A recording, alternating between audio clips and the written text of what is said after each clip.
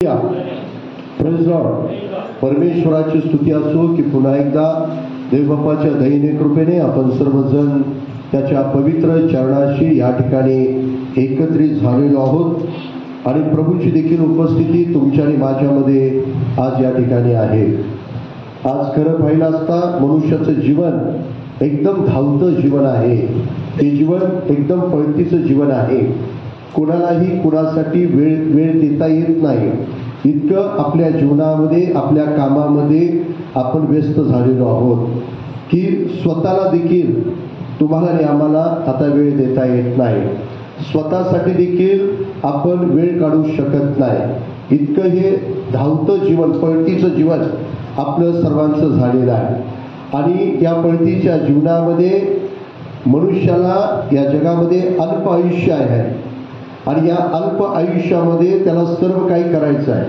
त्याला नोकरी करायची आहे, त्याला शिक्षण घ्यायचं आहे, त्याला लग्न करायचं आहे, मुलांना मोठं करायचं आहे, घर बांधायचं आहे. जगातल्या ज्या पण काही गोष्टी आहेत त्या त्याला स्वतःला करायच्या आहेत आणि करून दाखवायच्या आहेत. यासाठी या मनुष्याचे भरपूर असे प्रयत्न या जगामध्ये सुरू आहेत आणि मनुष्य रात्रंदिवस या सर्व गोष्टीच्या पाठीमागे धावत आहे. पूर्वीच्या काळामध्ये बघितलं की 7 आणि 8ला झोपणारे लोक आता रात्री 2 वाजले 3 वाजले तरी डोळ्याला डोळा लागत नाही. पूर्वीच्या काळामध्ये जर बघितलं अनेक वर्ष तंदुरुस्त राहणारे लोक आज लहान मुलांच्या देखील मोठमोठ्या आजाराचा फैलाव झालेला आहे. जे एखाद्या वृद्धाला आजार होतो तोच एखाद्या लहान मुलाला सुद्धा कधी होऊ शकतो. अशा प्रकारचे हे जीवन आहे. हे माणसाचं जीवन धोकादायक बनलेलं आहे. या माणसाच्या अशा जीवनामुळं माणसाचं स्वास्थ्य, सुख, शांती आणि आनंद सर्व काय मनुष्याच्या जीवनामधून गमावून गेलेला आहे. प्रत्येक माणसाच्या मनामध्ये एक वेगवेगळ्या प्रकारची भीती आहे.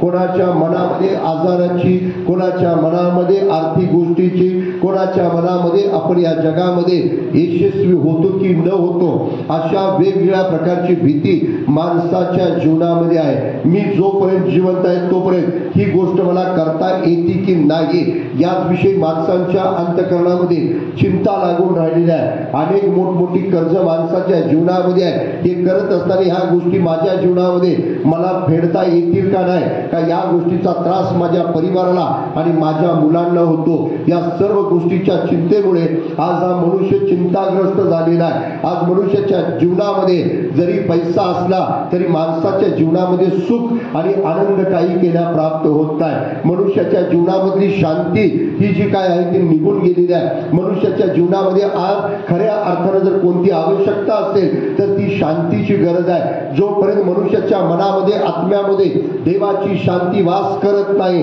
तोपर्यंत मनुष्याला कोणत्याही गोष्टीमध्ये सुख आणि समाधान, शांती आणि बरकत लाभणार नाही. सर्वात महत्वाची जर गोष्ट काय असेल तर मनुष्याच्या जीवनामध्ये शांतीची आवश्यकता आहे. आज आम्ही पाहतो की कोणालाही विचारा, तू तुझ्या जीवनामध्ये सुखी आहेस का, तुझं जीवन शांत आहे का. प्रत्येकाच्या जीवनामध्ये काही ना काही तर समस्या मात्र आहेत, परंतु समस्याचं कारण मात्र वेगवेगळं आहे. कुणाची आरोग्याची आहे, कुणाच्या मुलांची आहे, कुणाला घर आहे तर कुणाला घर नाही, कुणाकडे पैसा आहे तर कुणाला आरोग्य नाही, कुणाच्या घरामध्ये सर्व आहे परंतु माणसाच्या जीवनामध्ये प्रेम, प्रीती, सहनशीलता, ममता अशा काही गोष्टी नाही. प्रत्येकाच्या जीवनामध्ये वेगवेगळी कारण आहे. कुणाकडे पैसा आहे तर कुणाला खाण्यास परवानगी नाही, कुणाला खाण्यासाठी आहे तर कुणाकडे पैसा आहे. अशा प्रकारच्या अनेक गोष्टी माणसाच्या जीवनामध्ये आहेत. माणसाच्या जीवनामध्ये आम्ही पाहिलं की माणसाचं जीवन आता अल्प आहे. आजच्या पेपरमध्ये जर तुम्ही बघितला तर राजवाडा पोलीस स्टेशनचा एक कर्मचारी त्या ठिकाणी प्रवासाला गेला, रस्त्यामध्ये ऍक्सिडेंट झाला आणि तरुण तो एक कॉन्स्टेबल रस्त्यामध्ये 3 लोकांच्या सहित मृत्युमुखी पडला. मनुष्य इथनं गेला त्याच्या जीवनाची काही गॅरंटी नाही. पूर्वी माणसाचं वय झाल्यानंतरच मनुष्य मरत होता. आता मरण कुणाच्याही जीवनामध्ये कधीही प्रवेश करू शकतं. पूर्वीच्या काळामध्ये जर आम्ही बघितलं की वयस्कर झाल्यानंतर एखाद्या आजाराची लागण माणसाच्या जीवनामध्ये होत होते, परंतु लहान मुलांना सुद्धा बीपी सारखे, शुगर सारखे, कॅन्सर सारखे अनेक हाडांचे आजार आज लहान मुलांच्या जीवनामध्ये आहे. माणसाचं जीवन सगळं काय अगदी अव्यवस्था माणसाच्या जीवनामध्ये आहे. मनुष्य अनेक गोष्टीनं आपल्या जीवनामध्ये शांती प्राप्त करण्यासाठी प्रयत्न करत आहे. पूर्वीचा एखादा पाहुणा जर आपल्या घरी आला तर 8 दिवस 15 दिवस कधी कधी एखादा पाहुणा महिनाभर राहत होता, तरी पण त्या कुटुंबातून कोणत्या प्रकारचे कुरकुर असायची नाही. चालले तरी परत रडायचे आणि परत या म्हणून आग्रह करायचे. आज एक दिवस पाहुणा आला तर तो संध्याकाळी जर नाही गेला, प्रत्येकाला टेन्शन येतं, कारण राहण्याची व्यवस्था नाही, खाण्याची व्यवस्था नाही, अनेक वेगवेगळ्या मनाच्या व्यस्त मनुष्य झालेला आहे. कोणतीही गोष्ट एखाद्या वेळेस तुमच्या मोबाईलचा जर नेट जर बंद झालं थोड्या वेळाकरिता, अर्ध्या दिवसाकरिता, तरी तर बेचैन होणारे अनेक लोक इथं बसलेले आहेत की ज्याला मोबाईलचं नेट सुद्धा बंद होऊन चालत नाही. बेचैन होऊन शांती गमावून जाते. अशा प्रकारच्या अशांततेमध्ये जीवनाचं जग आहे. आपण पाहतो की आपल्याकडे पैसा असेल परंतु त्या पैशाच्या संदर्भामध्ये आपल्या जीवनामध्ये शांती नाही. आपल्याकडे भलं मोठं घर असेल परंतु त्या घरामध्ये आपल्या शांती आहे का बघा. जे पैसे तुम्ही मिळवता त्या पैशाला शांती आहे का बघा. जे तुम्ही जीवन जगता त्या जीवन जगण्यामध्ये शांती आहे का बघा. जे तुमचा परिवार आहे त्या परिवारामध्ये तुमच्या वैयक्तिक जीवनामध्ये शांती आहे का बघा. जे शिक्षण तुम्ही घेतलेलं आहे त्या शिक्षणामध्ये तुम्हाला शांती मिळाली का बघा. जे तुम्ही रात्रंदिवस श्रम करणारे लोक त्या श्रमामध्ये तुमची शांती आहे का बघा. अनेक रात्र आपण रोज जागतो आणि जागून सुद्धा अनेक काही चित्रपट असेल, विनोदी कार्यक्रम असतील, टीव्हीच्या मोबाईलच्या माध्यमातून आपण पाहतो. माणसाच्या जीवनाला शांती आहे का बघा. कुटुंब घेऊन आपण टूरला जातो आणि या सगळ्या पर्यटन स्थळे जी आहेत ते आपण पाहतो, परंतु या सर्व का पाहत असताना आपल्या जीवनामध्ये शांती मिळते का बघा. मनुष्याला एकाच गोष्टीची गरज आहे, या मनुष्याचं जीवन शांत झालं पाहिजे, या मनुष्याच्या जीवनामध्ये शांती मिळाली पाहिजे. आणि ही शांती मनुष्याच्या जीवनामध्ये एदेन बागेपासून गमावलेली आहे. ज्यावेळेस देवाची आणि मनुष्याची विभागणी झाली त्यावेळेस पासून मनुष्याच्या जीवनातली शांती निघून गेली आणि हा मनुष्य वेगवेगळ्या मार्गाने शांती प्राप्त करून घेण्याचा प्रयत्न करत आहे. मध्यंतरी इस्रायल मधून आलेल्या एका व्यक्तींना आम्ही भेटलो. त्या ठिकाणी आम्ही पाहिलं की त्यांचं जीवन जे होतं ते जीवन होतं ते शांतीच्या शोधासाठी होतं. शांतीच्या भरपूर त्याच्याकडे पैसा, भरपूर गाडी, भरपूर बंगला आणि त्याचे बरेचसे काही गोष्टी या सर्व देशामध्ये काना कोपऱ्यामध्ये त्याचे सर्व परिवार राहतो. परंतु या सर्व गोष्टीमध्ये त्या मनुष्याने सांगितले की आमच्या जीवनामध्ये जर पाहिलं तर आम्हाला कशाची गरज आहे तर शांतीची गरज आहे. परवा मध्यंतरी ऑस्ट्रेलियाची टीम आली. ऑस्ट्रेलियाची टीम येऊन या ठिकाणी कार्य करत असताना त्याच्यामधला एक व्यक्ती तो आपल्या जीवनातली कथा सांगतो. तो म्हणतो की सगळं जग मी फिरतो परंतु माझ्या जीवनामध्ये अजून पण मला काही शांती प्राप्त होत नाही. मी सगळं काही खाऊन पिऊन बघितलं, सगळ्या काही गोष्टी बघितल्या, पैसा मिळवून बघितला, दागदागिने मिळवून बघितले, परिवार बघितला, नातेसंबंध जोडून बघितले, मित्र परिवार जोडून बघितला, या गावावरून त्या गावातून या देशात, परंतु मला शांती अजून काय जी प्राप्त झालेली नाही. तरी पण माझं मन दुःखी आहे. मी भक्ती करतो तरी पण माझ्या जीवनामध्ये चिंता आहे. मी कष्ट करतो, पैसा मिळवतो तरी पण माझ्या जीवनामध्ये शांती नाही.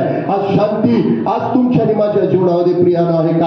आपण सगळं करत आहोत, कामकाज करतो, सगळ्या गोष्टी करतो, शिक्षण घेतो, परंतु शांती आहे का.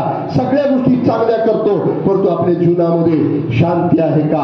आज आम्हाला शांती प्राप्त करून घ्यायची आहे आणि ही शांती देण्यासाठी प्रभूनं एक आनंदाची सुवार्ता या मानवाला दिली की आम्हासाठी बाळ जन्मला आहे, आम्हास पुत्र दिला आहे, त्याच्या खांद्यावरती सत्ता आहे, त्याला अद्भुत मंत्री, समर्थ देव आणि शांतीचा अधिपती म्हणजे राजा म्हणते.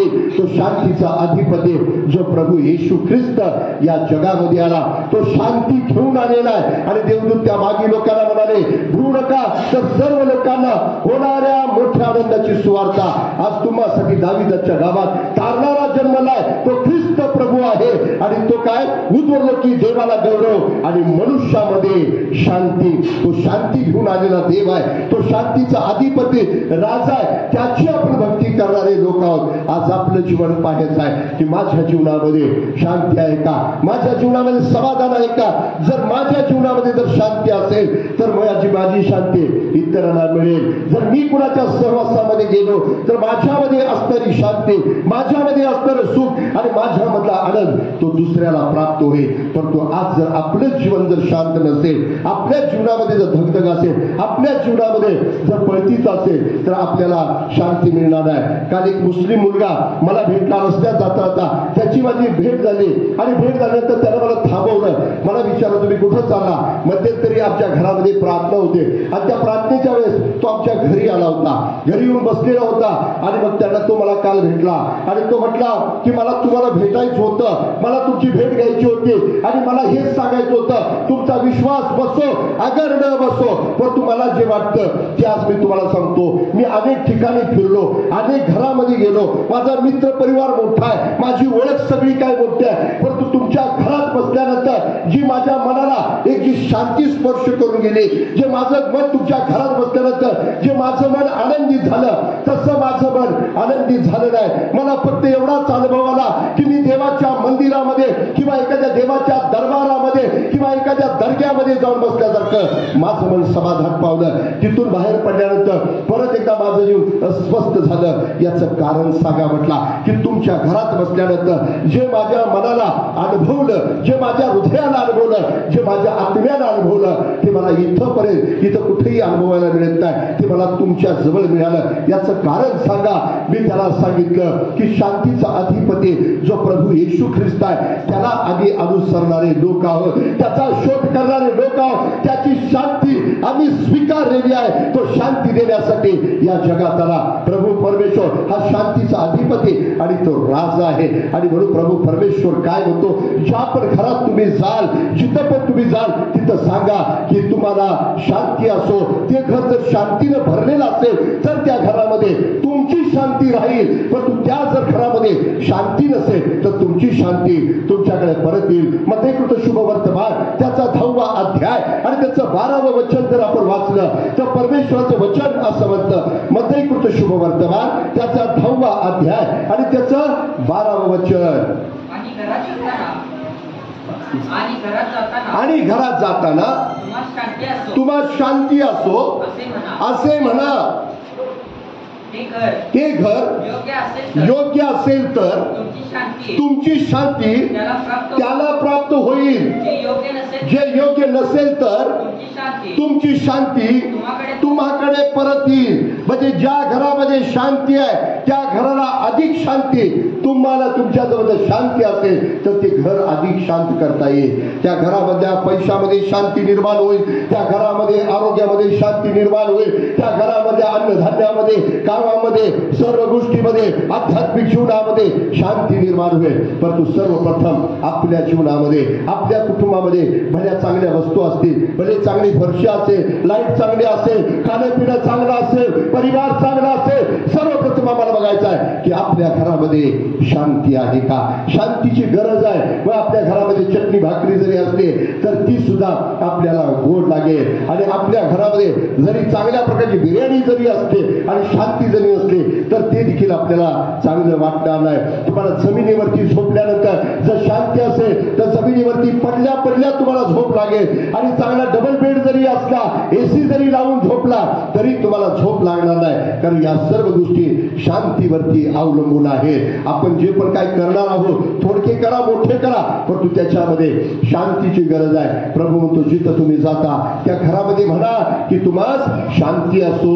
ती जर शांती असेल त्या घरामध्ये तर त्या घर तुमची शांती त्यांना प्राप्त होईल, त्यांना तुमच्यातली शांती मिळेल, ते तुमच्या शांतीचे सहभागी होतील. जसं प्रभू येशू ख्रिस्ताचे शांतीचे सहभागिता आम्ही घेतली तशा प्रकारचे शांती ते घर त्या येशू ख्रिस्ताच्या शांतीमध्ये सहभागी होईल. त्याच्या सर्व कुटुंबामध्ये शांतीमुळे आनंद, आनंदामुळे सुख, सुखामुळे समाधान, या सर्व गोष्टी त्या कुटुंबामध्ये मिळतील. परंतु ही जी काही शांती आहे, जी शांती आम्हाला सुख देऊ शकतं, जी शांती आम्हाला आनंद देऊ शकतं, जी शांती आम्हाला सर्व प्रकारचं समाधान देऊ शकतं, त्या शांतीची गरज आहे. मग ती शांती आम्हाला प्राप्त करून घ्यायची आहे. कारण प्रभू परमेश्वर म्हणतो मत्तेकृत शुभ वर्तमान त्याचा 5वा अध्याय आणि त्याचं 9वं वचन जर आपण वाचलं तर प्रभूचं वचन असं म्हणतं.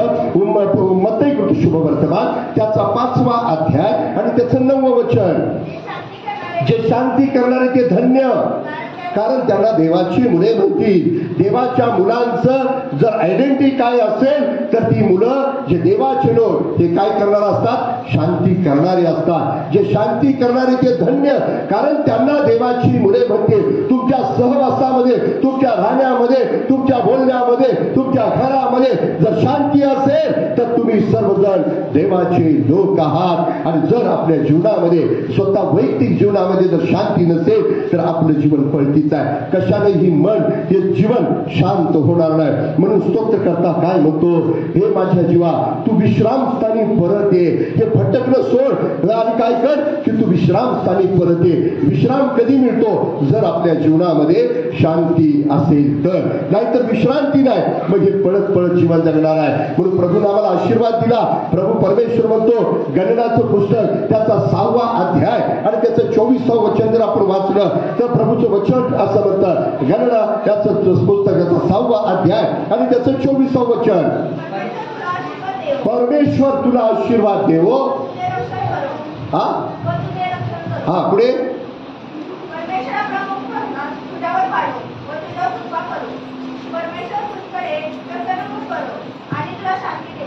हे परमेश्वराने दिलेले आशीर्वाद. परमेश्वर काय करेल मग तुमच्याकडे, प्रसन्न मुख करेल आणि काय करेल की प्रभू म्हणतो तुम्हाला शांती प्राप्त होईल. आणि मग ही जी काही शांती प्रभू येशू ख्रिस्ताच्या द्वारे जी तुम्हाला मला पाठवण्यात आलेली आहे, ही शांती आज तो प्रभू येशू पुन्हा एक वार तुम्हाला मला देण्यासाठी आला. ही शांती आम्हाला घ्यायची आहे. ही शांती कशा प्रकारे प्राप्त होईल, ही शांती आम्ही इथं बसलो म्हणून नव्हे, ही शांती काही 4 गाणी म्हटली म्हणून आम्हाला मिळणार नाही. तर शांती जी आहे ही आम्हाला, ती जे शांतीचा अधिपती जो येशू ख्रिस्त जगामध्ये शांती घेऊन आला, ती शांतीने भरून आला, तो आमचं जीवन शांती देण्यासाठी आला. ही शांती आम्हाला प्राप्त करून घ्यायची आहे. मग याच्यासाठी तुम्हाला मला काय केलं पाहिजे, कारण स्तोत्र संहिता याचा 119वा अध्याय आणि त्याचं 165वं वचन जर आपण वाचलं तर प्रभूचं वचन असं म्हणतं, स्तोत्र संहिता 119वा अध्याय आणि त्याचं 165वं वचन, तुझे नियमशास्त्र प्रिय मानणाऱ्यांना फार शांती असते. त्यात कशात कोणत्याही प्रकारे अडखळण्याचे कारण पडणार नाही. शांती कुणाला मिळते, प्रभू मला शांती दे अशी नाही भेटत. प्रभू तू शांतीचा अधिपती आहे, मला शांती दे अशी नाही शांती भेटत. प्रभूनं सांगितलेलं आहे, तुझे नियमशास्त्र प्रिय मानणाऱ्यांना फार शांती असते, त्यांना अडखळण्याचे कारण पडणार नाही. आणि म्हणून नियमशास्त्र जे आहे, देवानं दिलेले जे नियम आहेत, ज्यावेळेस आम्ही ते ऐकतो आणि त्याप्रमाणे करतो त्यावेळेस येशूची शांती आमच्या जीवनामध्ये प्रवेश करते. ती घरामध्ये प्रवेश करते, तुमच्या कामामध्ये प्रवेश करते, तुमच्या आरोग्यामध्ये ती शांती प्रवेश करते आणि सर्व गोष्टीमध्ये तुम्हाला शांती आणि स्वास्थ्य ती देते. परंतु जर आम्ही देवाचा शब्द ऐकणार नाही, जर देवाचं वचन आम्ही ऐकणार नाही, शब्दात दिवशी आपण या पवित्र मंदिरामध्ये जर येणार नाही, जर प्रभूने सांगितले त्याप्रमाणे दान दशमांश मंदिराच्या भांडारामध्ये आपण देणार नाही, जर आपण एकमेकाला क्षमा करणार नाही, जर आमच्या आई वडिलांची आम्ही सेवा करणार नाही, जर आम्ही एकमेकाशी प्रीतीनं राहणार नाही, देवाला आवडणाऱ्या गोष्टी जर आम्ही करणार नाही, देवाने सांगितलेले नियम जर आम्ही पाळणार नाही, तर आमचं जीवन अशांततेचं जीवन. आता मग कोणत्याही मार्गातून असणार, परंतु तुमचं जीवन अशांततेचं होईल. परंतु ज्यावेळेस आम्ही देवाचा शब्द ऐकतो आणि त्याप्रमाणे आम्ही चालतो, देवाचे नियमशास्त्र आम्ही प्रिय मानतो, त्यावेळेस आमच्या जीवनामध्ये शांती येते. आणि म्हणून प्रियानो, आपल्याला पैसा मिळेल, आपल्याला दागिने मिळतील, आपल्याला घर मिळेल, आपल्याला प्रतिष्ठा मिळेल, आपल्याला चांगली नोकरी मिळेल, सगळं तुम्हाला मिळेल,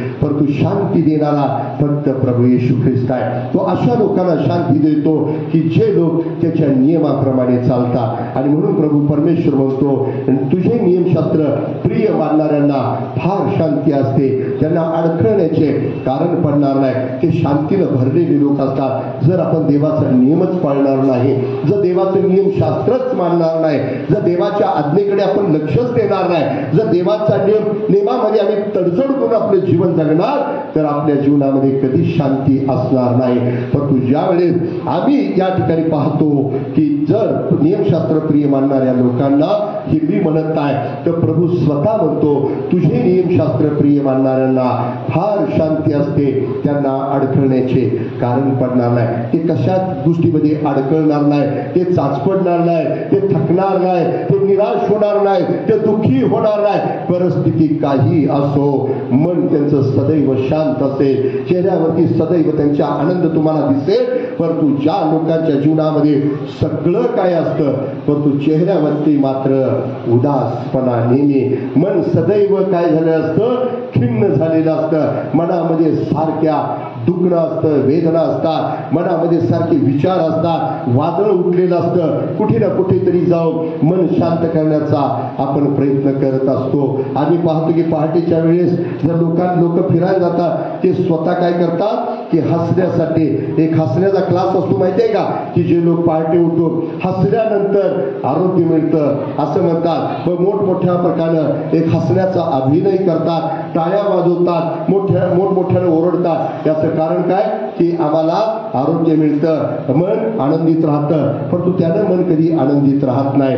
जर माणसाच्या जीवनामध्ये जर शांती असेल तर मनुष्य आनंदित राहू शकतो. सगळं असतं परंतु काय असतं, शांती नसते. मध्यंतरी एका मंत्र्याच्या बायकोनं तुम्ही ऐकलं की टीव्हीवरती सांगितलेलं, आम्हाला आता जास्त काय त्रास देऊ नका, आम्हाला गोळ्या घाला.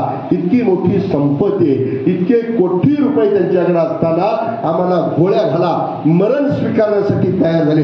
याचं कारण काय होतं, शांती गमावलेले लोक. जर शांती असेल तर आयुष्य तुमचं वाढेल, जर शांती असेल तर आरोग्य चांगलं राहील, जर शांती असेल तर तुमच्यामध्ये प्रीती निर्माण होईल. जर आपल्यामध्ये शांती नसेल तर आपण काही देऊ शकणार नाही लोकांना, आपण काहीच करू शकणार नाही. परंतु शांती असणारे लोक हे कसे असतात, अगदी सभा देवावरती अवलंबून असणारे लोक. आम्ही पाहतो की प्रेषितांच्या जीवनामध्ये शांती होती. ते शांती असल्यामुळे त्यांची सर्वांची मालमत्ता, त्यांची धनसंपदा ही सगळी एकत्र होती, कारण त्यांच्यामध्ये शांती होते. एकत्रपणा कुठे येतो की जिथं शांती असते. आणि प्रभू म्हणतो, बंधूने ऐक्याने एकत्र राहणे किती चांगले व मनोरम आहे. आम्ही पाहतो एखादं मंडळ जरी 12 लोकांचं असलं तर ते पण मंडळ एक 10 वर्ष टिकल अशी काही त्याची गॅरंटी नसते. कारण का, मन चलबिचल असतं. मनाचे विचार बघा, आपल्या मनाचे विचार कसे खेळत असतात. आपल्या मनामधले विचार क्षणाक्षणाला 2-2 मिनिटाला बदलत असतात. आज जरी मी आधीबरोबर चांगल्या प्रकारे विचार करत असो तर 5 मिनिटामध्ये माझा विचार आधीबद्दल बदलून जाईल. बघा, एका ठिकाणी एक मुलगा उन्हामध्ये, अगदी ऊन, कडक ऊन पडलेला, रस्ता तापलेला आहे, कडक ऊन आहे, आणि चालत चालत चालत चालत चालत तो आला आणि त्याला थकवा आला. आणि मग तो एका झाडाच्या सावलीला जाऊन तो थांबला की थोडं शांत व्हावं म्हणून. आणि तो त्या झाडाच्या सावलीला थांबला. आणि झाडाच्या सावलीला थांबल्यानंतर त्याच्या शेजारी एक अपार्टमेंट होतं. त्या गॅलरीतल्या त्या माणसानं, त्या उन्हातून आलेल्या, त्या घाम पुसत थांबलेल्या, कासावी झालेल्या माणसाला त्यानं बघितलं आणि त्यानं तिथून विचारलं, तुम्हाला पाणी देऊ का? हा माणूस काय विचार करेल त्याच्याबद्दल? माणूस चांगला आहे की वाईट? ज्यानं त्याला पाणी विचारलं काय म्हणणार तुम्ही? माणूस चांगला आहे, कारण इथं माझ्या ओळखीचं कोण आहे? झाडाखाली थांबलो आणि झाडाखाली थांबल्यानंतर या माणसानं काय विचारलं, तुम्हाला पाणी देऊ का? तो म्हटला द्या. कासावी झालेला माणूस म्हटला, किती चांगला माणूस आहे, ओळख नाही काय नाही तरी पण मला बघतो थकलेला आणि पाणी घेऊन येतो. थोडा वेळ वाट पाहतो, ते पाणी काही खाली येत नाही. 15 मिनिटं झाली, 20 मिनिटं झाली, तो माणूस पाणी घेऊन काय खाली येणार. 5 मिनिटापूर्वी त्या माणसाबद्दल विचार काय होता, माणूस किती चांगला आहे. आता 20 मिनिटानंतर त्याचा विचार बदलला, काय म्हटला, माणसानं फसवलं वाटतं मला. मग तो 20 मिनिटाने खाली आला. खाली आल्यानंतर हा त्याच्याजवळ तिथं थांबला आणि म्हटला, तुम्ही एवढ्या उन्हातून थकून आला आणि म्हणून तुम्हाला काय केलं की मी लिंबू शरबत आणला. परत मनात विचार काय आला असेल, हे सगळ्यात भारी माणूस आहे हा, म्हणजे पाणी देतो म्हटलं, पाणी दिल्याबरोबर म्हटलं चांगला माणूस आहे, लेट झाला म्हटलं वाईट माणूस आहे. परत त्यानं काय केलं, मी तुमच्यासाठी लिंबू सरबत आणलेला आहे. किती चांगला माणूस आहे की उन्हात ओळख नाही काय नाही, लिंबू सरबत मला दिला. मग त्याने लिंबू सरबत त्याला दिला आणि त्याने लिंबू सरबत तो पिला. तो सरबत पिल्यानंतर सगळा आंबट होता. लगेच त्या माणसाचं मन, काय सरबत आणून आणलाय, हा जरा साखर घातली असती तर आंबट तोड झालं बरं. तरी खिशातली साखरेची पुडी काढली. म्हटलं मला माहित नाही की तुम्हाला शुगर आहे का नाही, तुम्ही काय करणार, साखर घालून पिणार की असाच पिणार. तो माणूस काय म्हटला, किती चांगला माणूस आहे. म्हणजे 5 मिनिटाला 10 मिनिटाला एका माणसामध्ये इतके आपण विचार करत असतो. वाईट चांगला, वाईट चांगला, बरा वाईट, बरा वाईट. जरा त्याच्याकडून लेट झाला की वाईट, जरा त्याला लवकर झालं की तो चांगला, जरा आपल्याकडून चांगला वागला की चांगला, जरासं त्याला आपल्याला एक बगल दिली तर तो वाईट. म्हणजे असं चंचल विचाराची चित्तवृत्ती आहे. परंतु डोक्यामध्ये काटांचा मुकुट झाला, थान लागली, आंब त्याला दिला तरी तो म्हणतो, हे बापा तू यांना क्षमा कर, कारण हे काय करतात, ही शांतीनं भरलेला अधिपती, तो शांतीचा राजा.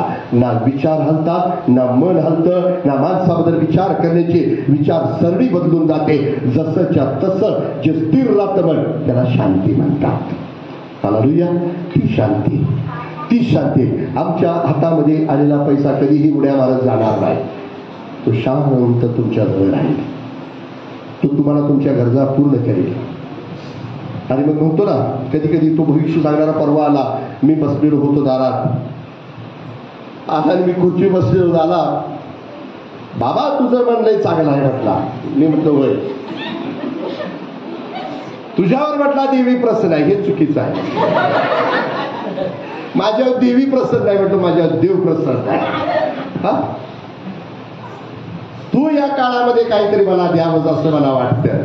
पाणी पितोस, या देवीसाठी काहीतरी, देवीसाठी नाही, मी तुझ्यासाठी काहीतरी देतो. जेवतोस.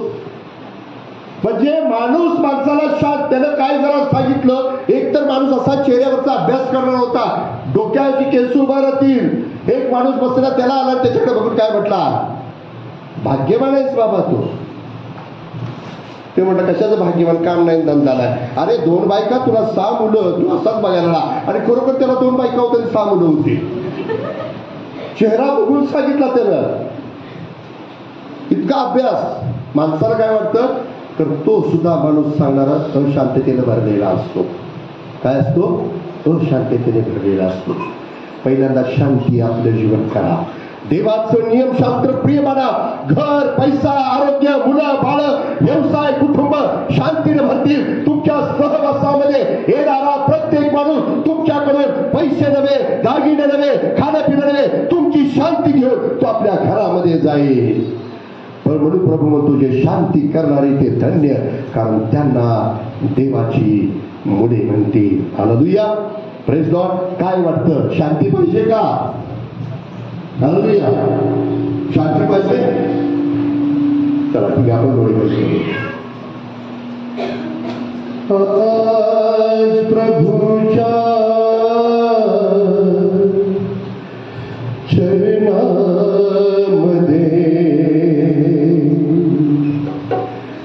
शांतीचे दार मिळेल.